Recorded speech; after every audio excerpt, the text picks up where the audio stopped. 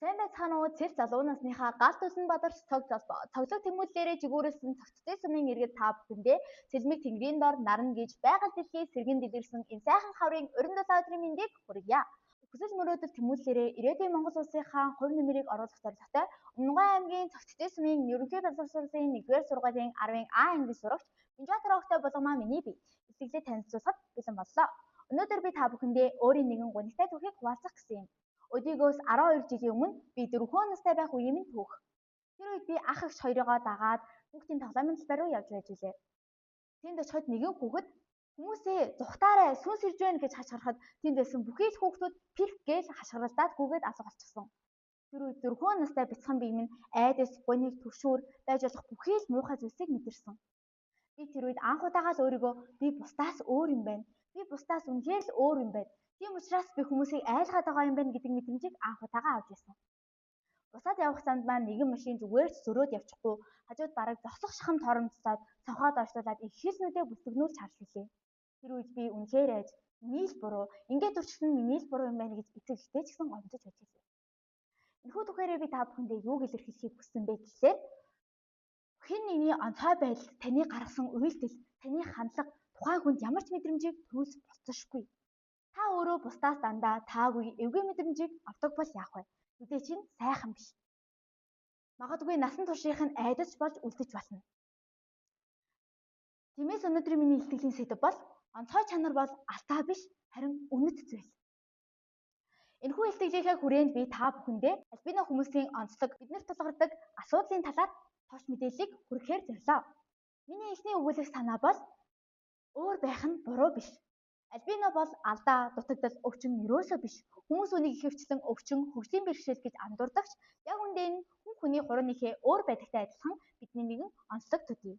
Америкийн нэгдсэн улсын үндэсний эрүүл мэндийн хүрээлэнгийн судалгаагаар альбинизм нь ойролцоогоор 17,000-аас 20,000 хүн тутмын нэг тохиодог генетикийн онцлог хэмээн тогтоосон байна. Тэгэхээр хүн болгон өөр өөрийн гэсэн зорилго, мөрөөдөл, хүсэл тэмүүлэлтэй байдаг шиг альбина хүмүүс ч гэсэн хүсэл мөрөөдөл тэмүүлэл зорилготой ижитгөөс хүмүүс байдаг юм аа. Хүнийг гадаад төрхөөр нь ялгарлан дүгнэх нь тухайн хүний дотоод үн цэн чадварыг нь үгүйсгэж буй хэрэг юм. Миний дараагийн илэрхийлэх санаа бол бидний тулгардаг гол асуудал нь гадаад төрх биш, бусдын хандлага байдаг. Альбина хүмүүсийн нүдний хараа нь муу. Арьс нь хит эмзэг. Жишээлбэл миний нүдний хараа 100-аас 10% гэж явдаг. Харин зуны халуун наран бол гадаа 30 минут суухтал цэврэн үсрэдлээ төлөгддөг. Гэтэ бид энэ бүх асуудлыг даван туулж чаддаг. Харин үүнээс илүү хэцүү зүйл нь бусдын хандлага байдаг. Ил тод дээрлэхэд гадуурхаад байдаггүй ч гэлээ эвгүй харах, ширтэх, айх, цочих зэрэг нь биднийг эвгүй байдалд оруулж бидний сэтгэл зүйд ч бас нөлөөлдөг. Эд хэлэхдээ хандлага хүнийг тодорхойлдог гэж ярьдаг. Энэнд хүмүүс өөрөөсөө ч мэдэлгүй бусдыг шархлуулж байгааг л хэлж байгаа ах. Тиймээс гол асуудал нь альбина байхдаа биш, харин хүмүүсийн нийгмийн дутмаг ойлголтыг өөрчлөх ёстой л оршиж байна. Тийм ч учраас би та бүхэндээ энэхүү танхимдаа энэхүү илтгэлээд хүргэн зогсож байна.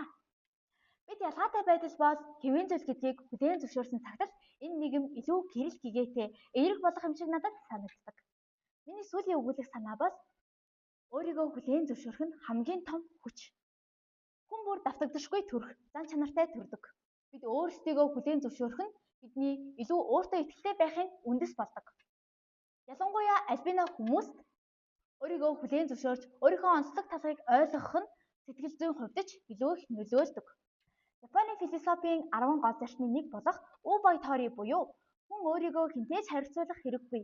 Бид бүгд өөр өөрийн замаараа явсаар цаг нь ихээр цэцгэлдэг гэдэг үг байдаг.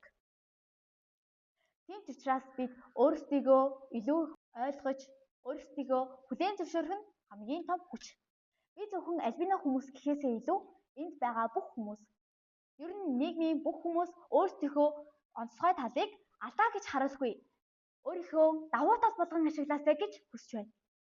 Эцэст нь хэлэхэд онцгой тал бол алдаа биш, харин биднийг давтагдшгүй болгодог үнэт зүйл юм аа. Альбина байх нь сул талч биш, харин бидний зөвхөн нэгэн онцлог төдий. Бид өөрийгөө хүлээн зөвшөөрч бас бусдыг Бусдыг гадаад төрхөөр нь биш, дотоод үн цэн сэтгэл зүрхээр нь харж сурах хэрэгтэй. Эрма Бомбек гэдэг хүн Бурхны өмнө би очихдоо авьяас чадварынхаа хэлбэрхээжгүй очмоор байна. Тэгээд би түүнд бахархалтайгаар би өгсөн бүх зүйлийг чинь бүрэн дүүрэн ашиглаж чадсан гэж хэлмээр байна хэмээжээ. Би өөрт байгаа бүхнээ бүрэн дүүрэн ашиглаж өөрийнхөө өнгөөр гэрэлтэх болно. Та ч гэсэн өөрийнхөө онцгой талаар гэрэлтээрэй. Анхаарал хандуулсан та бүхэндээ баярлалаа.